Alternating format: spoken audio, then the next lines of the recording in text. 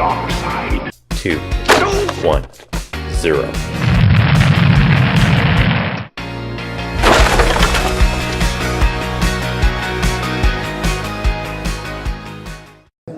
Hey, hello everyone.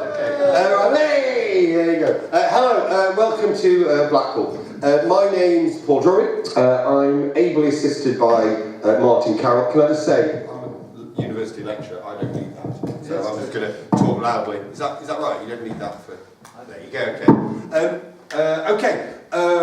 We're both rightful retro gamer, and we do like to be beside the seaside. And I'm joined today by some gentlemen who used to like to code beside the seaside. You see what I did there? But not on the west coast where we are, but on the east coast in Bridlington. And everyone, Mark Buttery! How the show can begin! Woo! Thank you, Mark. Take a seat, okay? The boys I'm joined with here were based in Bridlington, and they're just doing that. How long it's been since you? They were based in Bridlington, and for 3 short years, they produced some fantastically original and entertaining games as Taskset software. Games such as Jammin, Poster Paster, and Super Pipeline 1 and 2, which I'm sporting the T-shirt of. So what we're going to do today, we're going to have some questions to the boys here about their time in Taskset.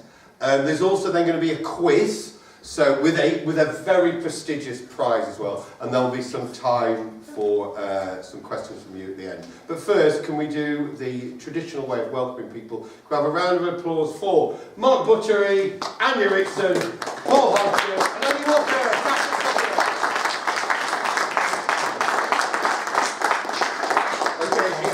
35 years since these boys set up Taskset, and I believe we've actually got a photo from about that time. So can I start by saying, Andy Walker, could you just introduce the people on this picture from left to right? This guy you'll know. It's only little. Here's Kay. Kay is here somewhere. Wonderful PA for years. She actually put up with me. I know that she had all sorts of difficulty getting across here, but she said she would be here today. Here's Adrian, did account. Does Adrian look like he would do accounts? An accountant's jumper, that is, yeah. This guy, anybody know him already, because you won't believe me when I tell you what his name is. This guy is Andy, but his surname is Nutter. So you're right, I actually employed somebody called a nutter. That's how he drove. He drove at 90 miles an hour everywhere, selling cassettes. Because that's what you did in there. There's little Andy Rixon there, look. With hair? Yeah. Here is Anne. She's looking in a slightly different direction because that's where the yachts were, and that she was a yachter. Lovely secretary. Mark on the end. Why didn't Mark change? It's a win. Thank you, Andy. I want to stick with the seaside link. The fact that you set up in Bridlington, of course, any seaside town back then in the 70s and early 80s would have lots of arcades. So I wanted to start by asking, how important were those arcades in Bridlington in Taskset, or your whole getting into video games? The whole thing. Bridlington still is, a great seafront of arcades. But it was a time of change because my misspent youth was on pinball. Well, another reason I'm here today. Pinball remained just my love. But it was at a time when the first video games were actually coin-op. People would actually write something. I can do that. I can definitely do that. So we were ridiculously arrogant, really. Well, confident, arrogant, there's a fine line. Can we have the first? Use the mic. Yes, of course. Just so it picks up on the... Oh, right, okay. So, right, we'll do that. Okay. Right, yeah, that's working. Yeah. Okay, so we're actually going to get one of your first arcade games up here. This actually game is called The Pit. But I'm interested, you said, we thought we could get into making arcade games. is that I believe that you actually started by trying to build the whole machines yourself. This seems a slightly extreme way to get into it, so tell us about that. Well, my background was hardware. I started as electronics rather than software, because there wasn't any software. But it was easy to build hardware from the sort of 6502 stuff that was starting to come out then. Really exciting stuff. In a previous life, I'd messed about with 4-bit processors. But these were really, you could actually do stuff. Tangerine came out with some bits. Tanbug was great. They actually published all of the listings for Tanbug. And that told me how to do all the I.O. and everything. And just read it, it was all just there, free. So, yeah, we can build this. You made it sound a lot more accessible than I think a lot of us would have imagined. Yeah. But I do think that you actually were helped because you got in touch with 2 people that have gone on to do, how can I put it, quite well for themselves in the industry. Is that you were working with Chris and Tim Stamper back in those days? Yes. So how did you come across that pair? Well, it was coin op. It was the start of this. We wrote The Pit. That was actually the second game. Yeah. You see the spaceship at the top there, that was the refuelling station from the Andromeda game, which was number 1. And in those days, it had an agent and everything. Have you got one now, Andy? Am I paying you directly? In distilled there you go, water, yeah. And went to a coin op show because we'd built the hardware. Nipped down to it was the Cunard then, in Hammersmith in London, and loaded the game up. The Lecky needed to change the power down that row, so he turned all the power off at that time. It was only 10 minutes before opening, but all our games were still cassette loading except one. So yeah, that was exactly the expression there. Oh, God, it was 20 minutes to load it again, but it did load. We met there, loads of Japanese people, loads of American people. They all actually rocked up across into little England to come to see what the English could write. And it was there that we met Norman of Xylec. Okay. Xylec were employing Chris and Tim Stamper at the time. In fact, Tim only joined a little later. But Chris was a magician with soldering irons and chips and memory and really fast DMA access, so he could get the sprites to move really well. And so we talked a little bit, and then he said, I'll need to handle your games in America. Tell me twice, yeah. Fantastic. For those, I don't patronise anyone, but of course Chris and Tim Stamper went on to set up Ultimate, play the game, and then Rare, and I imagine they sold that for, I think it was a few quid they sold it for. I'm going to come to the game that we've actually got played here. Yes. So this is The Pit. It was actually then published by Century over in Miami, I believe. And I see it seems to involve a little man sort of digging his way through a pit. So hang on, Andy. Haven't you just ripped off the famous game Dig Dug? Isn't that what you've done here? Yeah, that's very naughty, isn't it? Yes. Yeah, Dig Dug was published by a Japanese outfit. Shortly after they rocked up at our show and seen the pit demonstrated to us. There's a slight difference.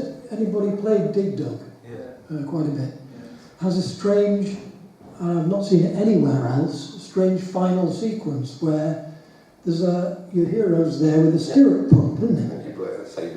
Yeah. But when we were describing this scene to the Japanese in the demo, we're saying, yeah, it goes on to the next scene where you meet the dragon and then you blow him up. And they looked at each other and said, blow him up? Okay. And off they went. They didn't know about dynamite, they only thought about stirrup pumps. I'm not sure why. Now that's fascinating. So actually, let's make this clear, this game came out before Dig Dug. So Andy, surely you then went to sue them. You went to sue them and say, you've ripped off our idea, you owe us big money. How did that work out for you, Andy? Well, Atari came for us. In classic style, they said, we're just going to sue your ass, and that's all there is to it. But when it came to it, our copyright was registered by the agent in America 3 weeks ahead of theirs. So immediately everybody said, go for it. But we would be fighting in American courts. Their fighting fund was like £1,000,000, ours was £4. So we just got on and wrote the next game instead. It's not really a fair fight. Just before I leave this one though, is that I think this did, despite you not being able to sue Namco or Atari, is that this did bloody well for you, didn't it? Can you give us, you know, because we're all money interested in that, is that how much you kind of made producing a game like The Pit back in 1981? It was coin op rather than home, because there was no real home market at that stage. The average royalty was something like, I don't know, $30 per cabinet, something like that.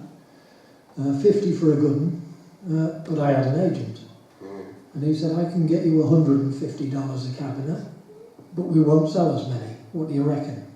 So we went for it. I think it made for we used to just sit at home and some guy would send us a cheque. Those are this is not Andy's agent, this is Andy's wife, can I just point out? Or maybe it is, I don't know. John. Yeah, definitely both.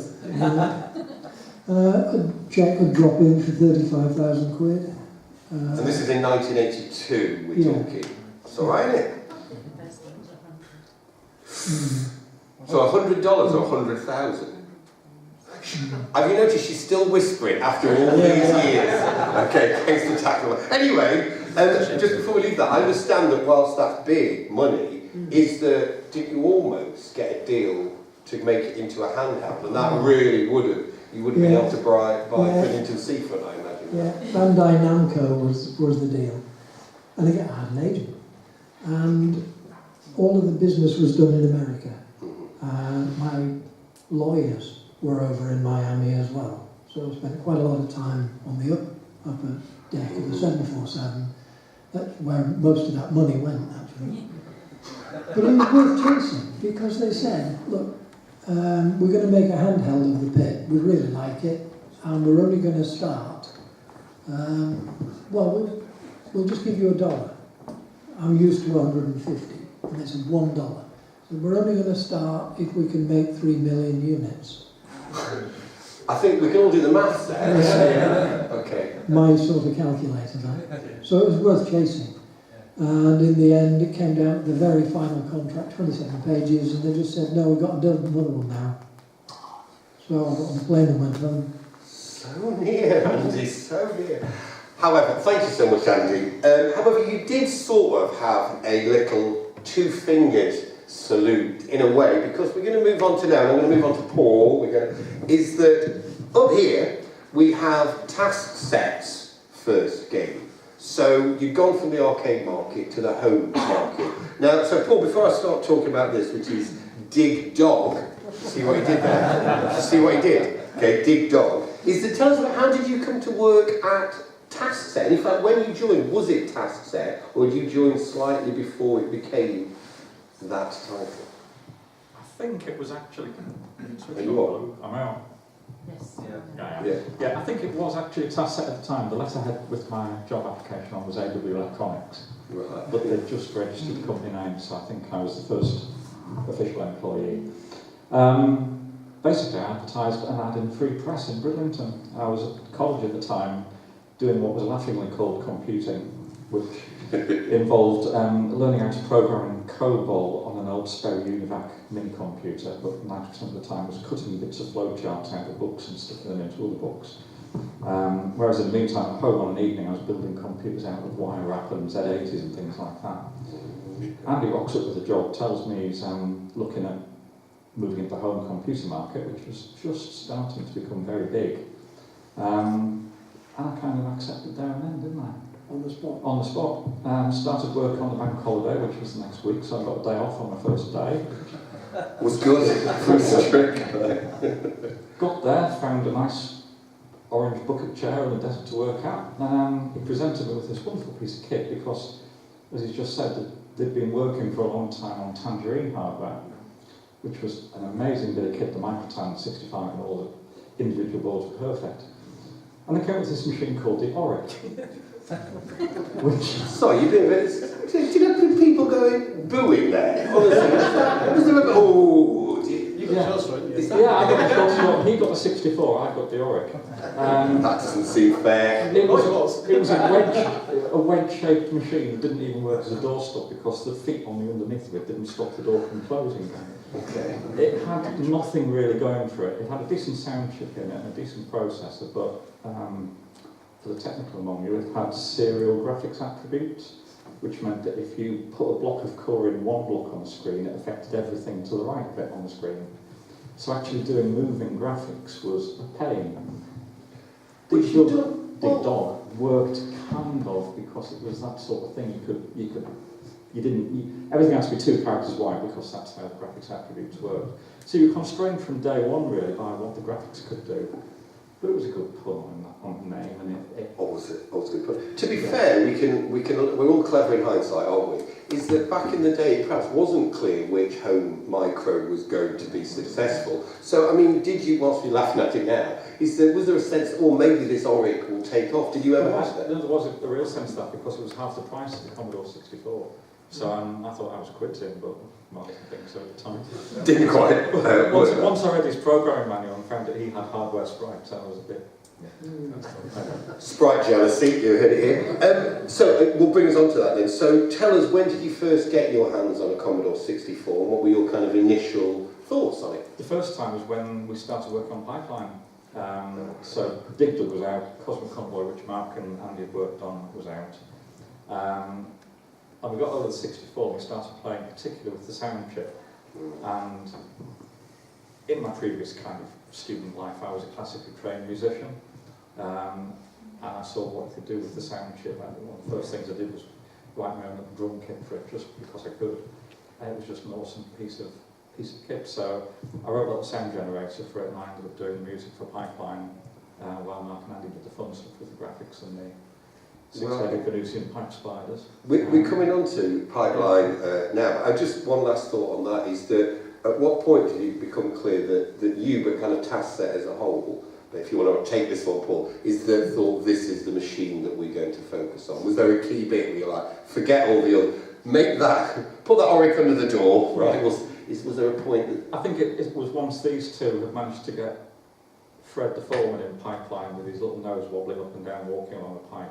It was just so funny, and that was just, I don't know, there was just something about it, the fact that you could get that sort of character movement in hardware on a home computer that was under 300 quid. It was just amazing. Perfect. Well, that's perfectly on to Andy now. So, whilst this is on the Commodore 64, this is 1983, I understand the idea for Pipeline actually goes back a lot further. So, can you remember the day when the whole idea for this game came about? Yeah, actually Pipeline predated Taskset. It was originally an arcade game developed for the arcades, and it happened on a day, I think it was probably raining quite a lot or something, and we had a leak in the office. I don't know if Andy remembers this. We had a leak in the office, and it was just Andy and me in the office at that time, so it was quite early one morning. And I think he brought a bucket in or something, or a little bin or something to catch the drips. And we both looked at each other and thought, we could kind of see the cogs whirring in each other's minds at the time, and we knew there was something to be had from that in terms of we could make this into a game. And that was when the idea was first born. And it was, I don't know, at the time we used Galaxian boards or something to develop that all. So we're talking sort of 1979, 80, no, a bit late, probably 81 or something like that. 81, 82 maybe, yeah, on that time. Back at the High Street place. Back at the High Street place, yeah. Okay. Just before those two boys joined us, yeah. Can I ask you then, this is fascinating, because so Pipeline began as an arcade game. Cast your mind back, did it get very far? I mean, was it playable? Why did we never end up seeing it in our local arcades? It was all down to takings in America on the arcade machine itself. If you didn't get enough takings to warrant a deal with somebody, then you weren't going to get it launched. Unfortunately, for some reason, it just didn't take off in the arcades. So you'd actually got it working, there was like a Oh, yeah, prototype? it was a fully working game, yeah. And so it went off to Miami or wherever it was, and it didn't do the business over there. So You did end up doing the business on C64, so let me ask you a little bit before I come on to Mark. Is that, so you were particularly responsible for the look? Yes. Okay, tell us a little bit about it, because certainly this game and future Taskset games, they have a very distinctive look. There's a certain, almost, can I say, a seaside postcard look to them. Was the fact you were in Bridlington significant in the way that your games looked? Possibly. I mean, a lot of my inspiration came from the arcades, because I was quite young at the time. I was only 18 or something when we were doing this stuff. So I spent a lot of my time in the arcades, and so a lot of the ideas came from various sources in the arcades. And obviously the arcades were on the seaside, so yeah, I suppose it was. And the thing to remember is all these graphics in the early days was all done on paper. I was just about There was no contact with any computer at all. So tell us some of the practicalities. Was this all these characters were done on graph paper with, I don't know, felt tips? You tell us. Yeah, different colour felt tips that all had to be coded, and it was just a case of typing it all into a database, hoping it all worked. So there was no real tools. You were Not in those early days, no. We did develop tools at Taskset later on, but in those early days it was all paper, tracing paper, and a big light table. In our day, all we had were graph paper and felt tips, I tell you. Right, and I'm going to come, so you talked a bit about the challenges of creating the graphics. So Mark, please can I come over to you? So what kind of coding challenge did you find with this game? What was the biggest ask here? I think the biggest problem with coding was getting the main character and all helpers to move together and start and stop and give them separate space, enough space when they start moving. It's in that rhythm working on. Also, the fact that when you lost a character, it disappeared off and then rejoined back up again. There's quite a lot of So simple AI kind of going on there, isn't there? there's a fair amount of complex coding going on with us. It wasn't straightforward. I want to know what, whilst you were responsible for coding, I wanted you to give us an idea of how you worked as a team. I mean, was it just that some of these chaps would go, can you implement that? Or you as a coder, did you have some input in, well, we ought to have the pipe here and we ought to have a character here? How did it work, Mark? I think from a design point, we all checked in, to be honest about it. Once we work on an idea, we'll run with that and then we'll look at it, well, actually, that's fine, that doesn't quite work. How about doing this? And I think we all worked together. We're all sort of designers with bits and pieces. Or it might be actually, and it's coming with some sort of character, and then somebody will go around a character. And the way he can do it as a few pixels is unbelievable. It's amazing from a graphics point of view. It's also it did come from sort of what graphics we can produce and then what we can do with it. And then again, at the end was sort of the music stuff, which then brought the whole thing alive. It certainly sounds a team approach. It was a complete team approach, to be honest about it. Let me start you, but I gave these boys a chance to talk before Taskset. So tell us more. So when you joined, first of all, what year did you join Taskset? Was it about 83? About 83, yes. What were you doing before? Was this your first experience of making a game for a home computer? I've been sort of dabbing before, a little bit before that, because I was working at a computer shop in Bridlington, and they came in and took me out for a pub lunch and said, do you want to work for him? And I said, okay. So is that your normal recruiting method? Take him for a pint, see if they... I see. Yeah. So you were working in a computer shop, in retail there? Yeah, so. So how did he know that you might be able to code as well? I was doing some coding bits, basically, and customers. Yeah, not many customers, they just play around. It's all 652, in fact it's all machine codes, so all hexadecimal. Doing so you've got sort of assemblers, you code in, in your hexadecimal code and bits and pieces. Word gets round, and that's how it all started. I think the fact that you were all so clear. I mean, I'm just going to throw one into you, Andy. Were you surprised that you got all this talent literally on your doorstep? Was that a surprise to you? It was pleasant. It was pleasant, but I thought everybody thought like me. In naturally thinking X, everybody thinks in X. Well, these three do, don't they? So. Yeah. Oh, there you go. Yeah, we could have them multiply next, couldn't we? We're quite good, actually. Yeah, absolutely. Yeah. Thank you. We're going to come on to the next game, which is also 1983. The game in behind me, if you don't know, is called Jammin. And I'm going to start, because this game is very much based around music, I'm going to start with you, Paul. I believe you did work on the music with this one. Okay. Was this the point where you realised the SID chip could really do some good stuff? Yeah, it was. The music was actually conceived by two guys, Tony Gibson, that wrote a lot of the game, and his mate Mark Harrison. They couldn't notate the music, they couldn't get it out of their heads and into the 64. Tony had heard what I was doing with the little sound engine that I'd written for Pipeline. And so we spent quite a lot of evenings with him and Mark whistling and humming and tapping things at me, and me trying to write them down and work out what it is they were getting at, you know, because in a lot of cases they couldn't even think of the titles of the tunes they were trying to get across. It So you say you hum it, I'll stick it in the 64? It was literally that. And of course you couldn't go on Spotify or anything in those days and try and find what it was they were doing. But yeah, I mean, we managed to get 2 parts and a drum kit out of the 64, which was, yeah, not bad for 83. And I believe a few Beatles songs made it into There's this? a few Beatles songs. The only one I got in was Jean-Michel Jarre's Magnetic Fields 5, because I insisted. And of course you got permission to do all this by applying for copyright. Yeah, everything fully licensed, yeah. Thank you very much.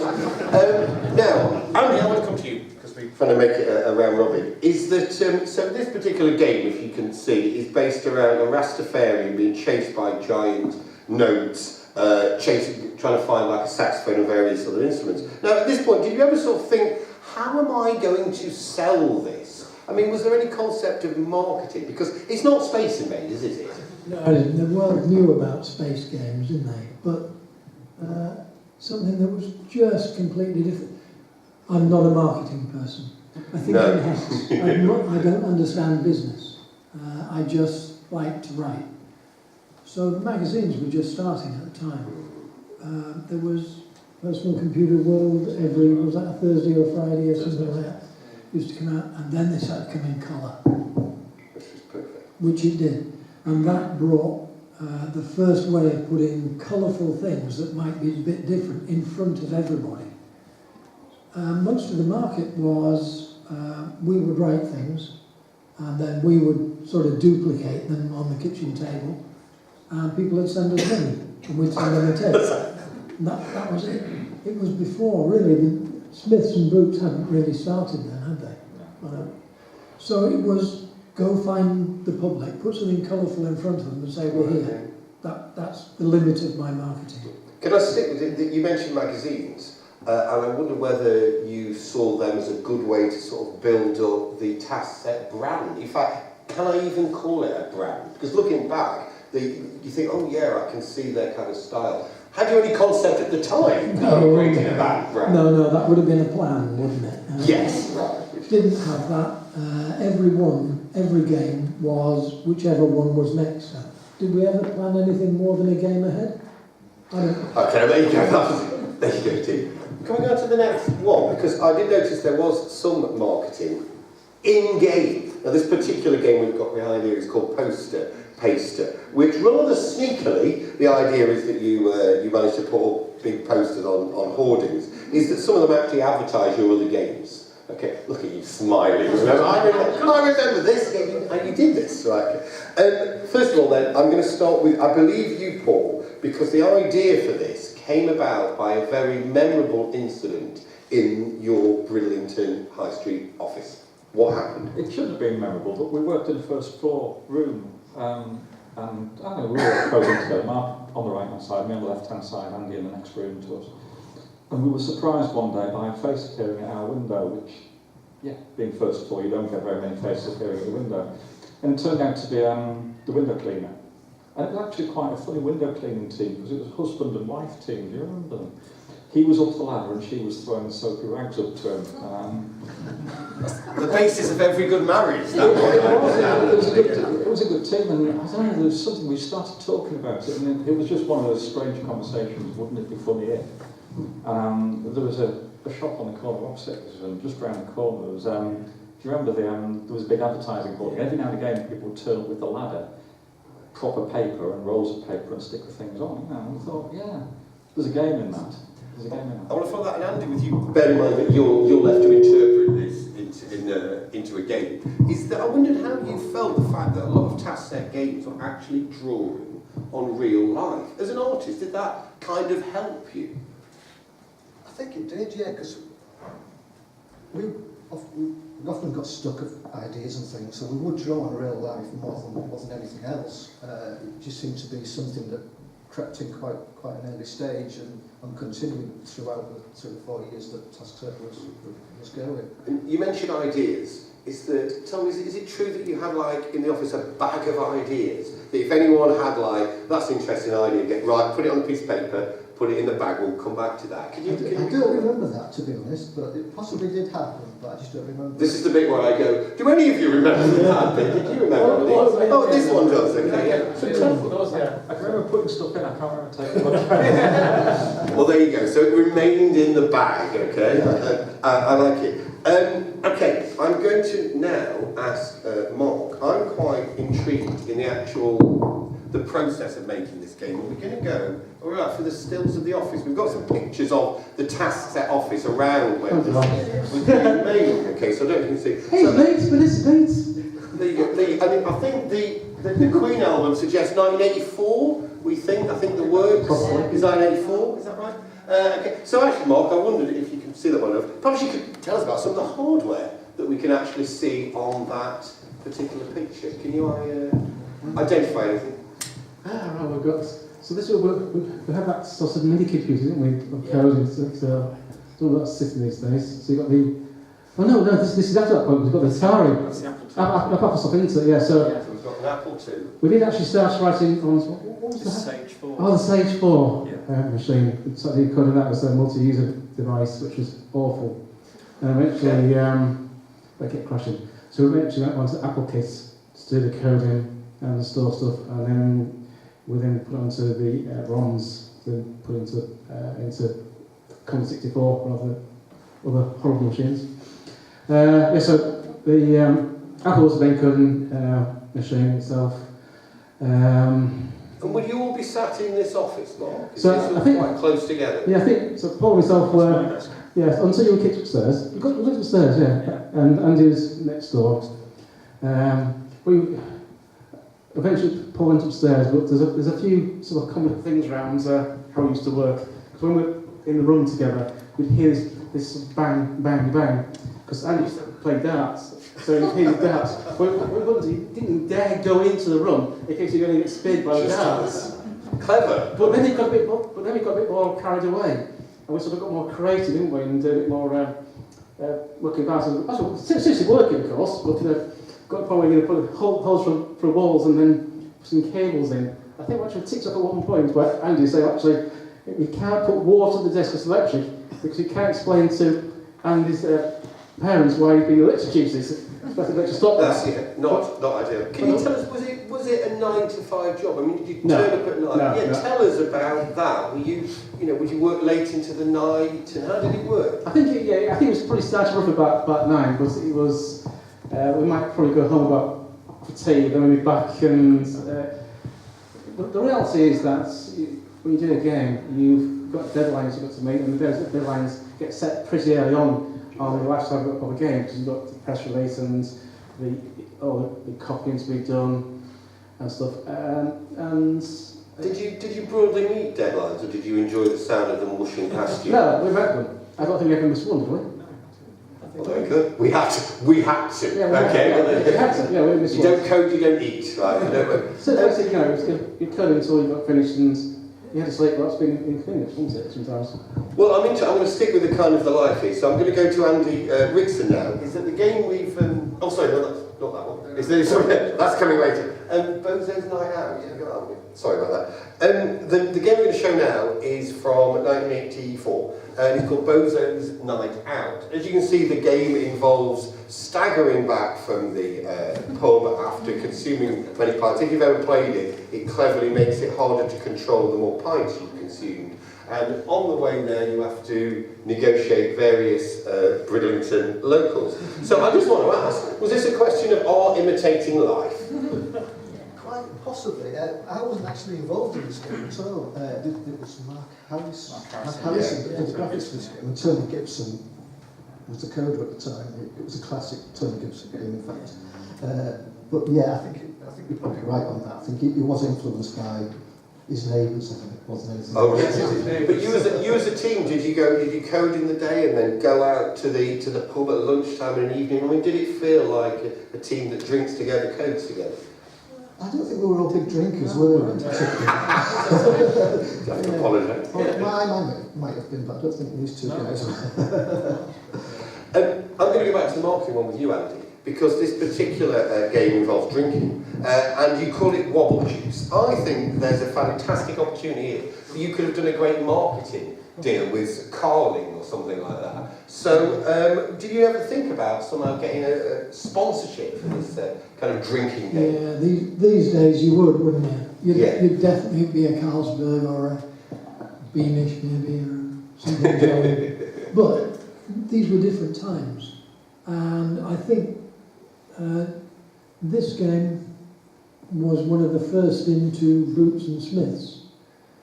And this was a real change in the whole industry changed from people sending us money to us having to sell things.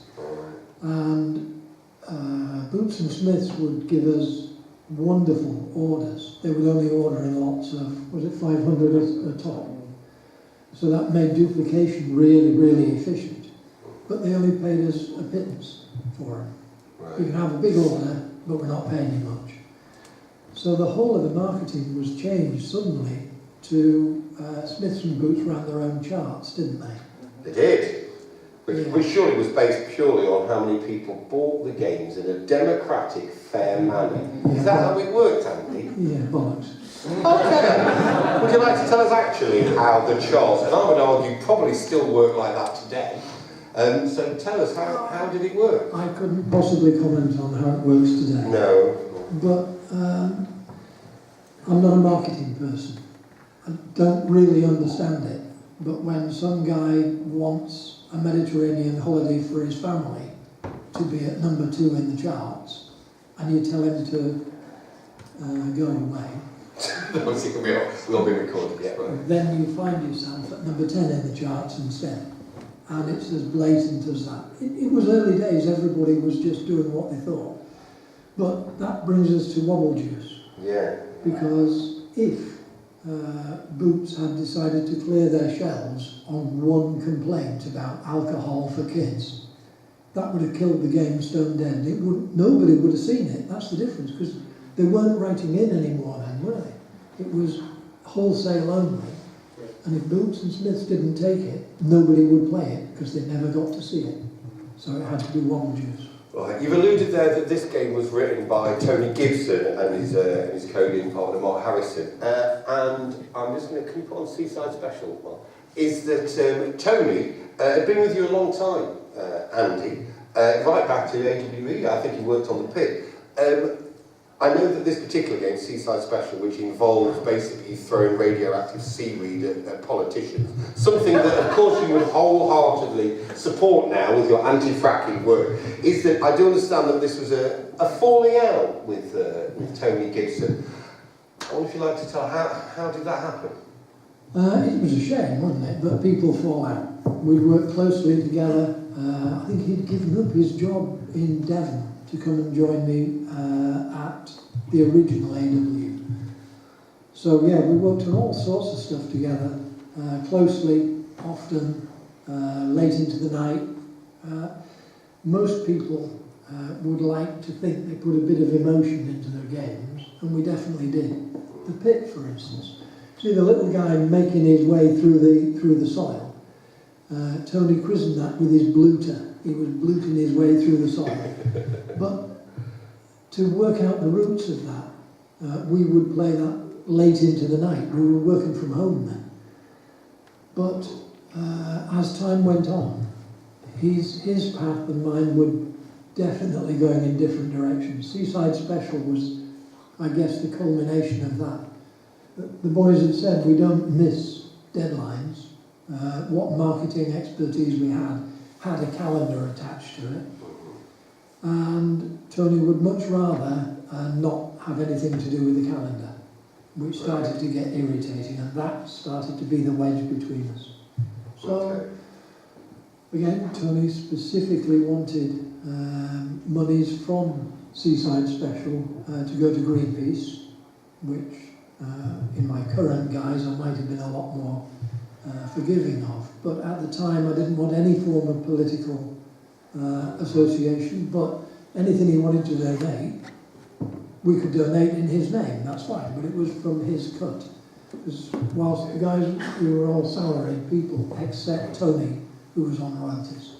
So if it came out of his royalties, I'm completely happy. But that was Seaside Special. It was, again, completely different from everything else we'd done. Typical Gibbo. Yeah. Tony, of course, sadly passed away in 2013. It would have been wonderful if he'd been on this this panel. On a brighter note, we're going to go to, I would say, probably your finest hour. So this is Super Pipeline 2. If any of you had Commodore 64s back in the day, I'm sure you had this on your machine. I'll start just talking about this. So I'm going to start to Paul here. So this is 1985. Was the plan always to revisit Super Pipeline? Was that always kind of in the back of your minds?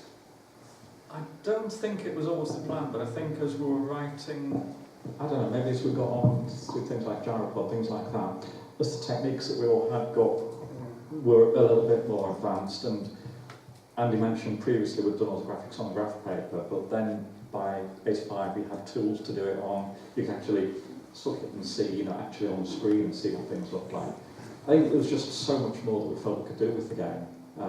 It was worth revisiting, and you can't beat a good sequel. If it is a good sequel. Yeah, I couldn't agree more. And Andy Rixon, I'll come on to you, is that one of the nice things about this game is in between levels you have these lovely cut scenes which have, there's one where a C5 breaks down, there's one where there's a lovely double take as some busty blonde walks past and one of the workmen does a double take. Yeah, I believe that was one. I just wondered how they came about, and were there any that you did that never made it into the final game? That's a question. We just wanted to do something a bit different in between levels. The idea was we map up ourselves and we all kind of little caricatures of each of us, just doing comical things, just kind of taking the mickey out of ourselves more than anything else, and that's kind of where it came from. Right. They really add to the sort of the characterisation of that. Mark, I'm going to ask you, the game itself, which is lovely, does get ridiculously difficult in later levels with these twisty pipes. And it made me think that, was there any concept of play testing your games? I mean, did you get evil. How was evil? Okay. I just wondered how you went about thinking, is this going to be playable? Was it just you lot going, yeah, that'll be fine? No. The game does go from quite simple to hard. And actually, I think remember the last level is impossible, because I made it impossible. But yeah, it is a gradual increase in complexity also and difficult, but it is playable quite. I think if you're used to the first version of Pipeline, then yeah, you get into it. So I think you play enough for it. It's not difficult, but it's some of the characters that Andy managed to produce. Some of the way you've got to know how to attack them. You don't know how to attack them, they become difficult. You know how to attack them, and where the timings are, then it's quite straightforward. And also, I think it was the characterisation that you got into the six-legged Venusian pipe spiders were just incredible amounts of animation that okay, we brought to it in a form that we tried not to put any bugs in there.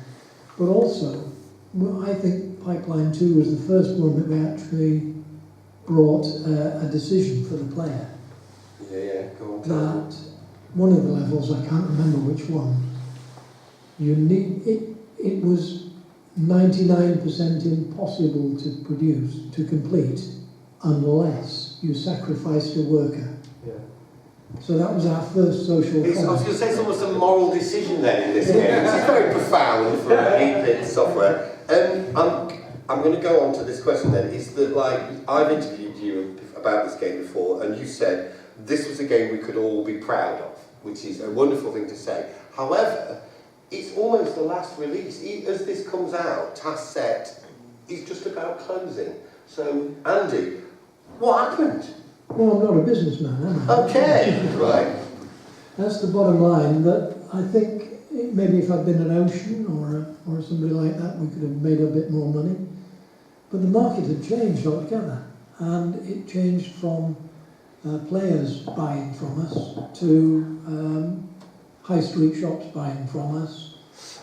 The whole way of selling your wares, for us, we were a cottage industry really, and in times gone by we've all been sat there at tables sticking Cosmic Convoy labels on cassettes and things because you needed to get them out.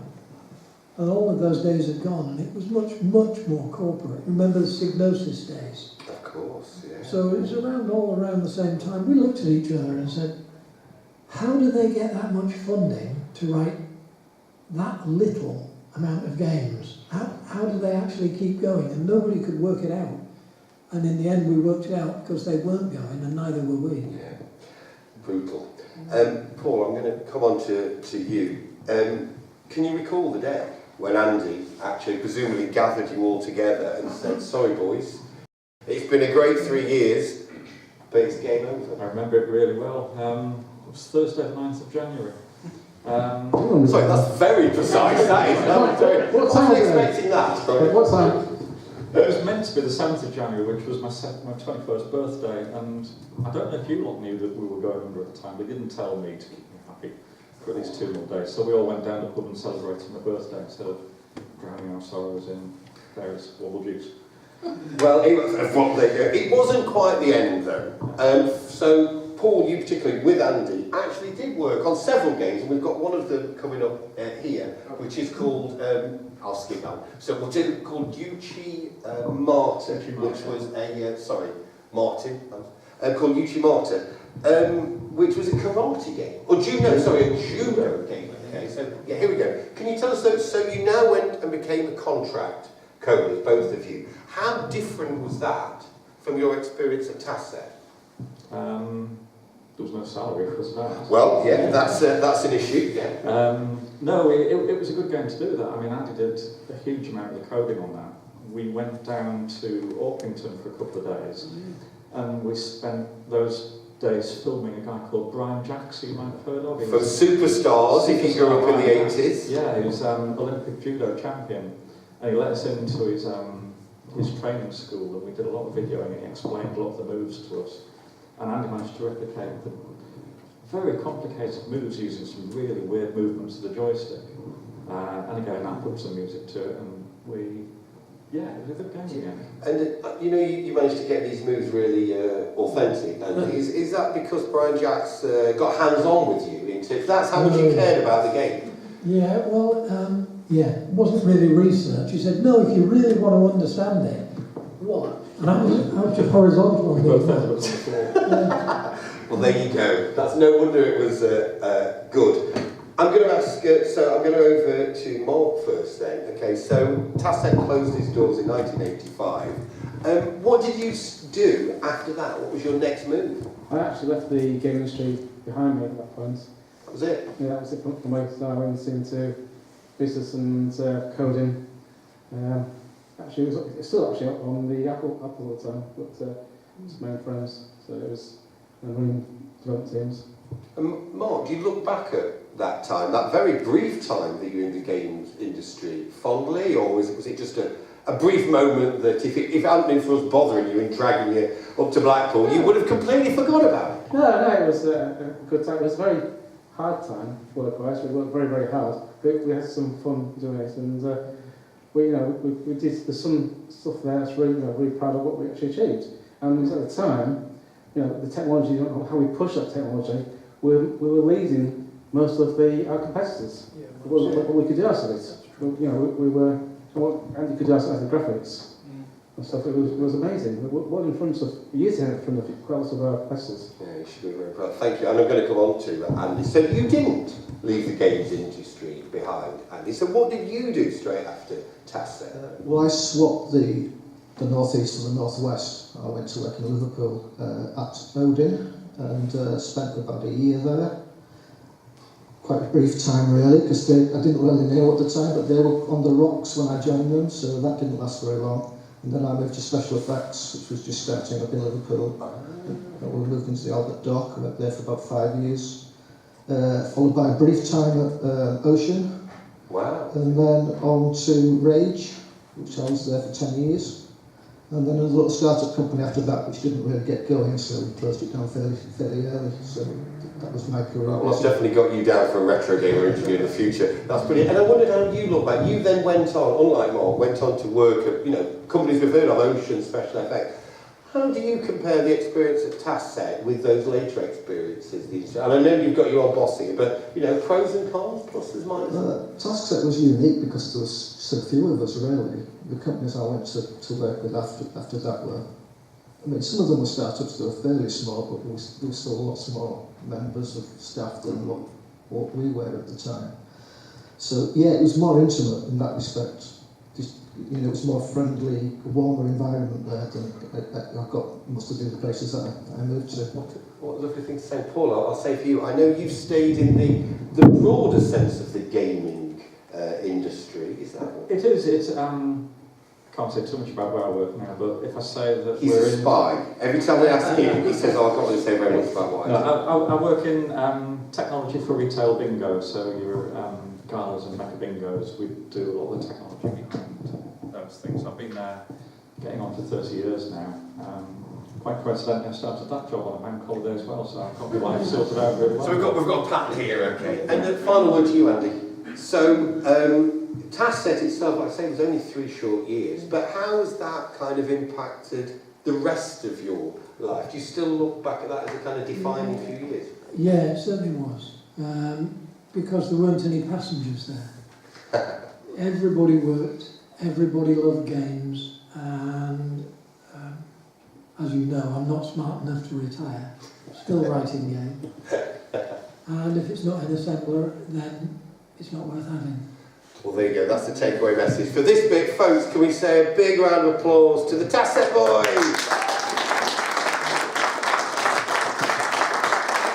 Thank you. Now we're going to try something a bit different, which will definitely work. Okay, is that if you've got a smartphone or a tablet or a laptop or a Commodore 64 with a modem, anything that can get you on the internet, right? Can you get it out? We are going to have a quiz. Now, the boys have done very well to remember so much about their past. Let's see if the audience can beat the boys on stage. So if you press present on that, top right. Okay, no. Okay. If you get your phones out ready, or whatever you're doing, that's it. Okay, right, so before we start, so what you need to do, can you point your browser on your phone to www.menti.com. If that works, then it should ask you for a code, which is then this one here, 891040. You'll know if it's worked, and we'll know if it's worked, because in true K-pop fashion, these hearts will start coming up at the bottom of the screen. And we do have an exclusive prize for the winner of this quiz. But if you manage to beat the Taskset boys, you can have a warm sense of satisfaction. Okay? There are 8 questions, 1 for each bit of the Commodore 64. It's all joined up thinking here. So 4. Let's just give it a minute. Hopefully we'll get a few more than that. Are you? Can I just check you on the stage? Are you all in? Thank you. Right, Andy, are you in? Andy Rixon? Have you got? You can give you that. I don't even want to join in. Right? You can team up with him. Okay, it's getting there. Right. So what? Can you go on to the next slide? Which is we're not starting the quiz yet. So we're going to the next slide. We'll get a visual representation of how many people we've got here. So don't start the question. Okay. So hopefully, hey, okay, right. So you'll now see that they automatically give you an avatar. Sadly, Foreman Fred is not one of the icons they give you. You can stick your name in as well, although they give you an automatic name. Oh, no. Oh, this is going to work. Look at this. Okay. The way, hang on. Yay. Okay. Okay. This is the way it works. Is that the question will be on the screen here. It gives you a timer to think about it, and then the 3 possible choices will be on your phone. You get more points if you answer correctly in a quicker time, and then they do the leaderboard off everyone. Well, we've got 20 people. I'm quite pleased with that. So, without further, oh wait, sorry, it's a late entrance. Quick, stay there. Okay. There we go, 22. So it starts off reasonably simple and it goes to quite hard. So here we go. Question number 1. Where we go? In what year was the Commodore 64 released?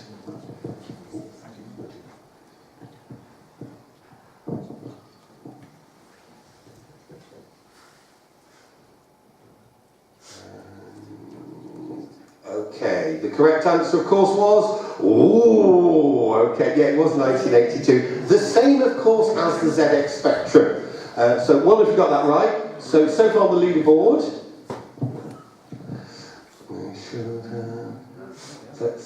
It's all very tight at the moment, very tight. Of course if you think, I'm not on the leaderboard, that's because you're not in the top 10. Okay, so try harder. Okay, are you ready? Question 2. The Taskset logo was based on an artwork by a famous pop artist, Roy Lichtenstein. What was the title of the picture?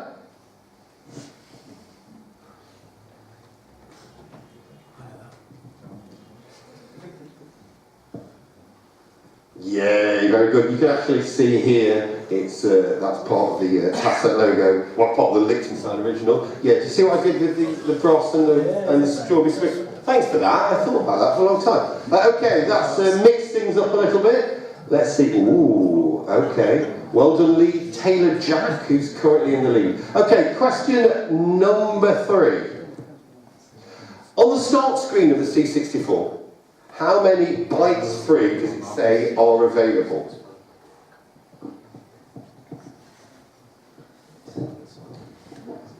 Starting to get a little bit harder. Oh, well done. Yeah, 38911. Very good. And before we click the next one, let's just see how the Taskset boys are doing against the audience. Possibly poorly. Let's have a look. Okay. So that is Paul Hodgson. So we've got Paul. You are holding up the Taskset. Well done. Still, Lee Jackson Taylor, though. Yeah, it's pretty close. Okay. Question number 4, please. During the Taskset era, how many pubs were on Bridlington High Street?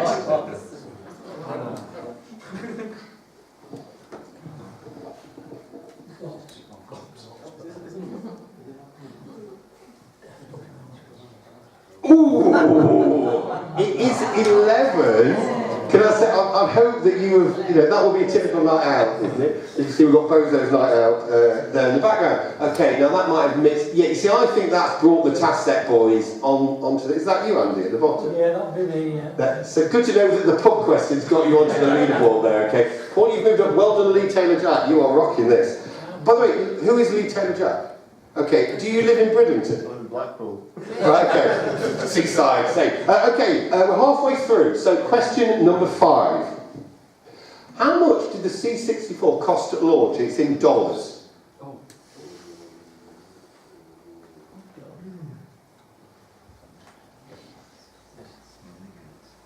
I don't know, just guess. Guess, surely. Well done. Yeah, 595. Very good. Okay, let's see. Ooh, that has mixed things up a little bit there, maybe. Ooh, Paul has moved up into 2nd place. Okay. Just to say, you might, if you look at this, the game in the background there is one of Taskset's called CAD-CAM Warrior, and this question is on that very game. How many screens did Taskset's 1984 release CAD-CAM Warrior have?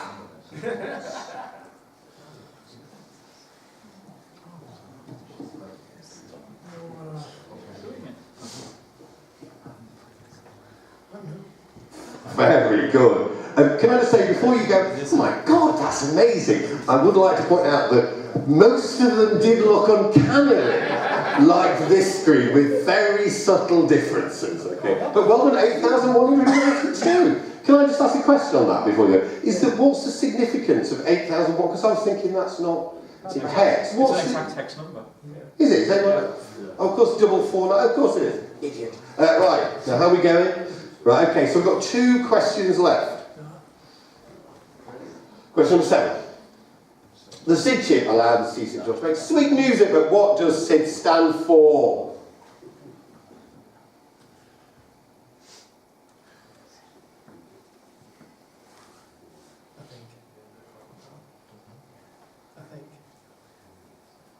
Yeah, not Super Instant Disco. That is absolutely what it should stand for. Okay, yeah, sound interface device, you're absolutely right.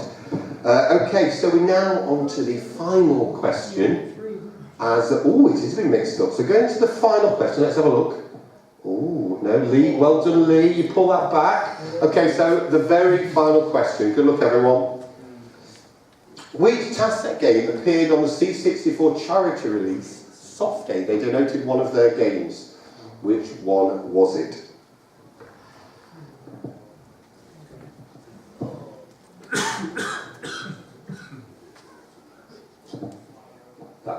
That's quite hard, isn't it? Well done. It was Gyropod, so I thought we'd end on it. All right. Okay, first of all, can I say thank you everyone for joining in. We will now find the winner, which hopefully won't be one of the Taskset boys. Right, but here we go. So the winner is... Okay, so what... Oh, Warps, you on there? There you go. Oh, okay, wait. Hey! Gonna come up and have a small prize.